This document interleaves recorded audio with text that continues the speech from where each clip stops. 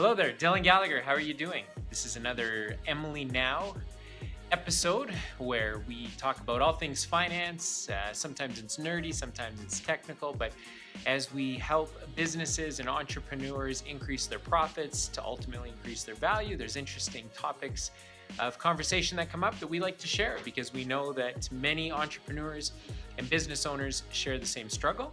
And so if we can shed a little bit of light on some of those topics and help you do more, that's what we're hoping for. So the topic of conversation today is about how owners and entrepreneurs take money out of their business.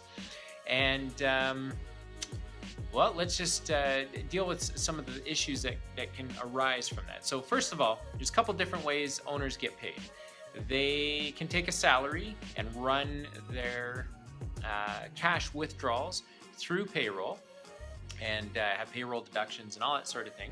They can just take money and call it a management fee and book it in their financial system like that. They can, if they're disciplined, they can take a dividend based on profits at the end of a month or a business quarter or half year or year. And those are kind of the big three ways that money will come out of a business and into the owner's hands.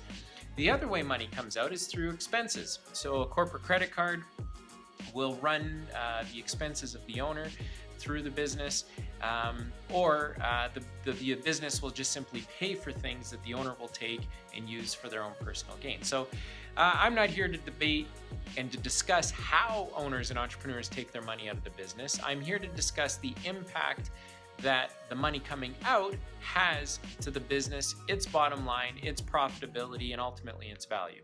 Sorry, I keep playing with my glasses. They keep slipping down. Okay, so here's the deal. Cash is king in any business. Cash flow is really important to businesses that are growing. And so, again, if you're a small business, this might not apply to you. But if you're a small, medium-sized business and you're doing a couple $1 million in gross revenue all the way up to maybe $20 million and you're netting maybe $500,000 to a couple $1 million, this message is for you. So cash flow. Cash flow is really important to make sure that a business keeps moving the way it should. And it can be very inconvenient when there's no process or no discipline around how an owner takes their money out of the business. So as an example, as an owner, you might say, look, I'm worth $10,000, $20,000, $30,000 a month. And I'm going to take that money out and I'm going to pay my bills and pay my mortgage and make my car payment and all that kind of stuff. However, the business might not have the cash flow to support that kind of payment coming out of the business. In fact, in my experience, without a process or a policy around how owners take money out of their business, owners tend to take money out at the worst time.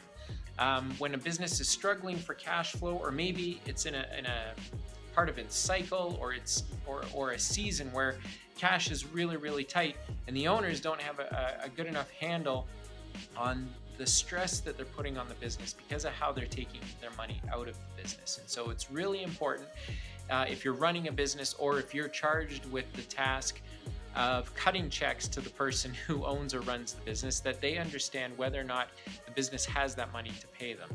Now, most businesses will pay for their services, within 30 or 45 days, but they'll collect payment from their businesses, from customers and clients, in 30 days or 60 days or 90 days. And so there can be a lot of pressure on cash flow between the payables and the receivables. And so it's really important that a business has a solid strategy around how the owners take money out, because it can impact cash flow, and that impact to cash flow can build over time, and you can be left with this balance that your business just doesn't know how to pay off. And so maybe you come to someone like us, you use our platform, you go in and get a loan to take care of that problem that has grown out of control, and then you pay for it years off the road. The best thing that you can do is sit down. If you listen to or watch the last episode, you'll understand that you should know how money moves through your business. You should know how the profits get generated, how the cash actually finds its way through your business to the bottom line. And once you've done that, then you can have a conversation or start developing a policy around how does an owner take out money. My advice is always to take a salary that is commensurate with the job task that if you didn't exist in the business, somebody else would have to be there to do the job, and you'd have to pay them something. So you pay a salary to yourself that's reflective of the job that you're doing. Any additional monies that you take out by way of profit sharing, take out by way of dividends, so that you are being compensated based on the performance of the business that you're responsible for, instead of just taking the cash out whenever you think you can. The other thing that I've noticed in this category of how owners take payment from their business or take cash out of their business is that many owners will take cash out of the business that is disproportionate to the value that they're adding.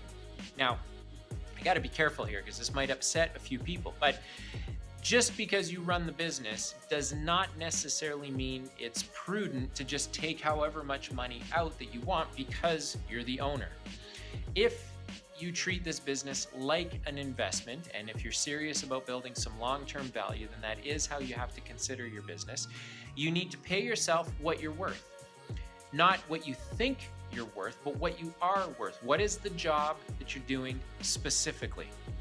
Are you the president? Are you the CFO? Are you the president and CEO? Are you the chief operating officer? Are you more like a managing partner because your executive team is actually running the business? So get on the web, look at the salary charts, figure out what the role that you fulfill, what it's actually worth, and pay yourself that. And then in that role, contribute value to the business that grows either the top line or helps manage the bottom line, so that at the end of a year, like any good investment, any prudent manager, you can then pay yourself a dividend, take a percentage of the profit, just like you would if you had a partner. I see a lot of times that these small and medium-sized businesses, they don't really think of it that way. They think of their business finances as an extension of their own finances. Now, as some companies get larger, that becomes less of a problem because inherently there is some policy that gets developed, but the attitude of the ownership group isn't one of, hey, I'm going to pay myself what I'm worth for the job I do, and I'll take all my profit when the business is profitable and performing. Instead, they just say, well, my cost of living is X. I'm going to take X out of the business, and it doesn't really match up to any value that I'm adding.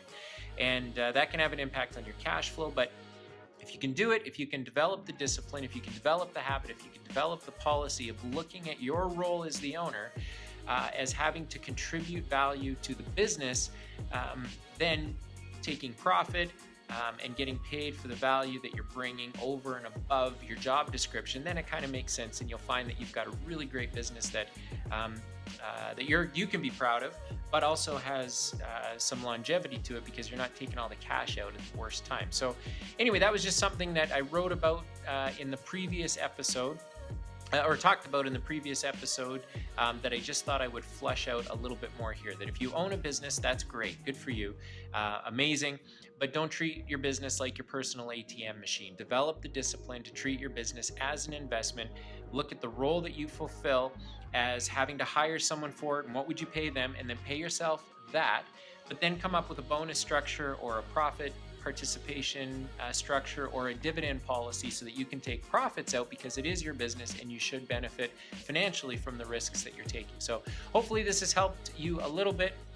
Here at Emily Now, our job is to help you increase your profits, help make your business more valuable so that you can do more. So we'd encourage you to visit Emily Now. Every business is going to need money at some point. So if you need it today, we'd like to help you. If you think you're going to need it in the future, we'd like to help you get ready for that. And we've got lots of different monthly plans that you can take advantage of.